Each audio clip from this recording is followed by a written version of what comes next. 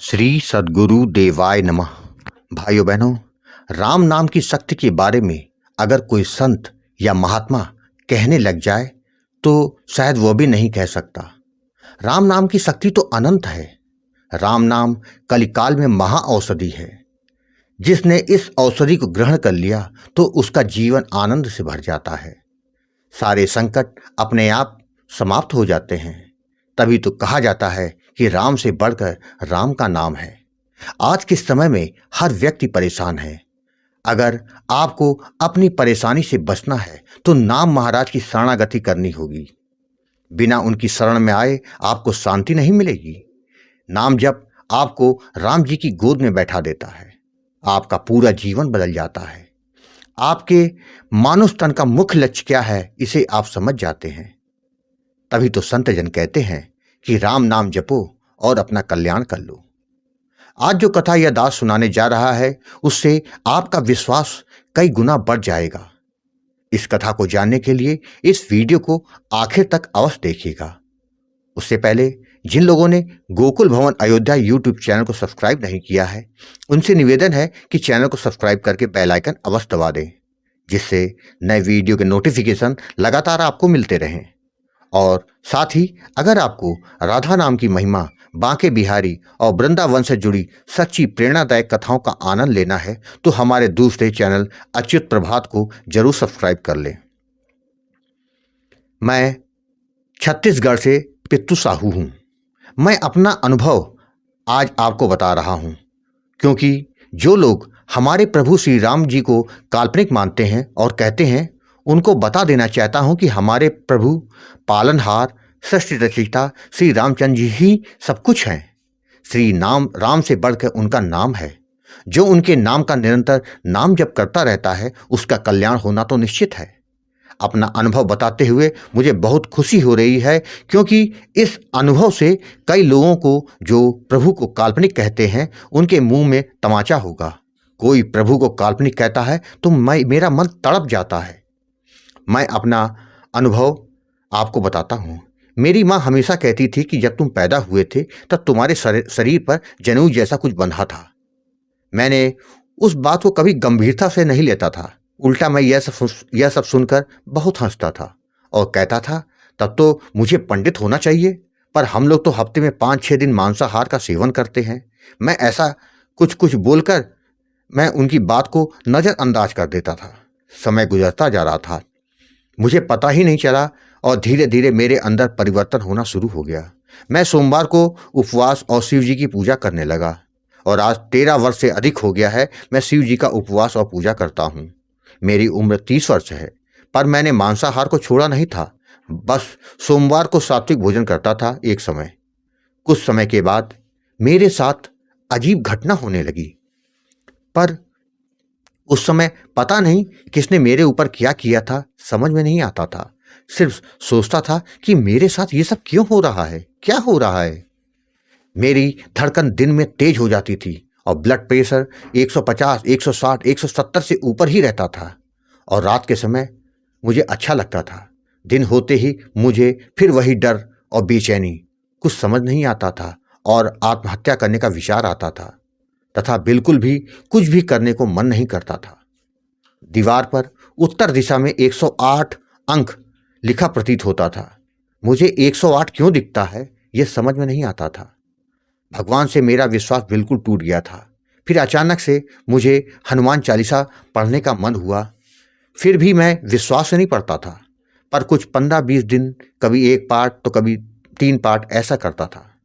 इस बीच मैंने ध्यान दिया कि जैसे ही मेरा 100 पाठ लगभग पूरा हुआ, मेरे साथ एक घटना घटित हुई। मेरा सोमवार का उपवास था। उस दिन मैं नाइट ड्यूटी पर था। सोने से पहले मैंने हनुमान चालीसा का 3 पाठ किया। उस रात लगभग 12:50 का समय हुआ होगा। मैं जैसे ही सोने के लिए लेटा तो कोई मेरे गले को इतना जोर से दबाया किसी ने कि मैं अपने हाथ पैर भी नहीं हिला पा रहा था। इसके बाद मेरे मुंह से केवल ओम नमः शिवाय निकलने लगा। उसके बाद पता नहीं मेरे साथ क्या हुआ, मैं बेहोश हो गया। मैं उस रात जिंदा बच गया कि कोई शक्ति मुझे जिंदा किया, मुझे कुछ समझ में नहीं आया। थोड़ी देर बाद जब मुझे होश आया तो मैंने इसकी सूचना अपने सुपरवाइजर को दिया। और मैं तुरंत घर आ गया। फिर मुझे समझ में आ गया किसी ने मेरे साथ कुछ किया है।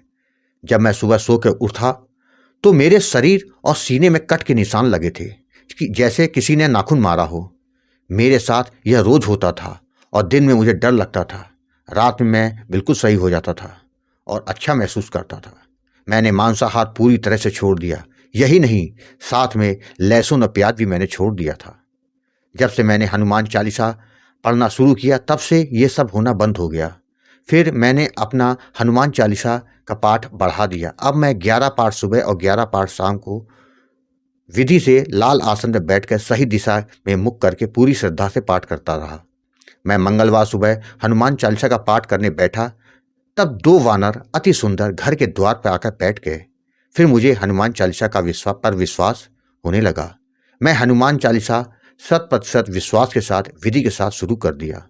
मैंने रामचरितमानस, बजरंग बाण आदि बहुत विधि से करता था। सुंदरकांड का पाठ मेरे लिए वरदान है। सुंदरकांड से हनुमान जी अत्यंत प्रसन्न होते हैं। हनुमान जी साक्षात इस पृथ्वी पर हैं। आज भी इस बात को मैं बहुत सुना था, पर श्री हनुमान जी मुझ जैसे साधारण पापी मनुष्य को साक्षात या सपने में दर्शन देंगे, ये मैंने सपने में भी नहीं सोचा था। 24 जुलाई 2023 को मैं शाम को 7:30 बजे रोज की तरह शाम हनुमान चालीसा का विधिवत पाठ कर रहा था। कोई यकीन नहीं करेगा, जब मैं पूजा करके उठा तब साक्षात श्री महाप्रभु महाबली हनुमान जी मुझे उड़ते हुए आसमान में दक्षिण दिशा में दिखे। ऐसा नहीं कि केवल 2 या 4 सेकंड तक दर्शन किए, बल्कि हनुमान जी ने 20 से 25 मिनट तक मेरे सामने मैंने उड़ते हुए उनको देखा। श्री हनुमान जी का दर्शन लाभ मेरी पत्नी, मेरे 3 साल का बेटा, मेरी चाची और उनकी बेटी ने भी किया और हम सभी ने जय श्री राम के जयकार से महाप्रभु के दर्शन को प्राप्त किया और महाप्रभु का वीडियो ही बनाया। जब भी मुझे महाप्रभु की याद आती है तब मैं वह वीडियो देखता हूँ और आनंद से मग्न हो जाता हूँ। वह दोनों वानर हर मंगलवार को आते हैं, हमें उसी समय दर्शन देते हैं।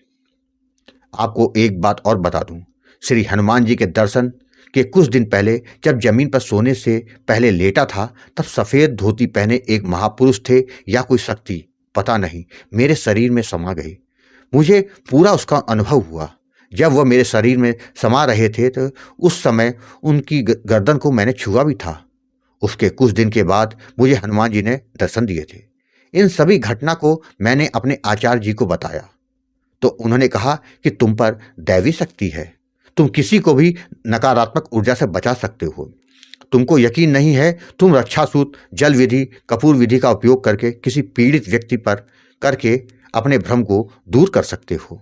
तब मैंने रक्षा सूत्र विधि द्वारा अभिमंत्रित करके पीड़ित और अपने घर के कई लोगों को पर किया तो जिसका 100% लाभ मिला। सच में अब जिंदगी जीने में आनंद आने लगा है। मैं अब निरंतर राम नाम का जप किया करता हूँ, जिससे मेरा पूरा जीवन ही बदल गया है। जय श्री राम। भाइयों बहनों, आपने देखा, जब आप भाव और विश्वास के साथ कोई कार्य करते हैं तो दैवी शक्तियाँ अपने आप आपका साथ देने लग जाती है। तभी तो कहते हैं निरंतर नाम जप पर ध्यान दीजिए, जीवन अपने आप आपका कल्याणकारी हो जाएगा। आपको कथा अच्छी लगी हो तो कमेंट में जय श्री राम लिखना मत भूलिएगा, जिससे दास का मनोबल लगातार बढ़ता रहे और अच्छे प्रेरणादायक वीडियो आपको प्रस्तुत करता रहूं। आपसे निवेदन है, अगर आपके पास भी राम नाम का अनुभव हो तो उसको मेरे ईमेल पर भेज सकते हैं, जिस पर वीडियो बनाकर अपने चैनल में अवश्य प्रस्तुत करूंगा। ईमेल का पता और व्हाट्सएप नंबर वीडियो के डिस्क्रिप्शन में दिए हुए हैं। जय श्री राम।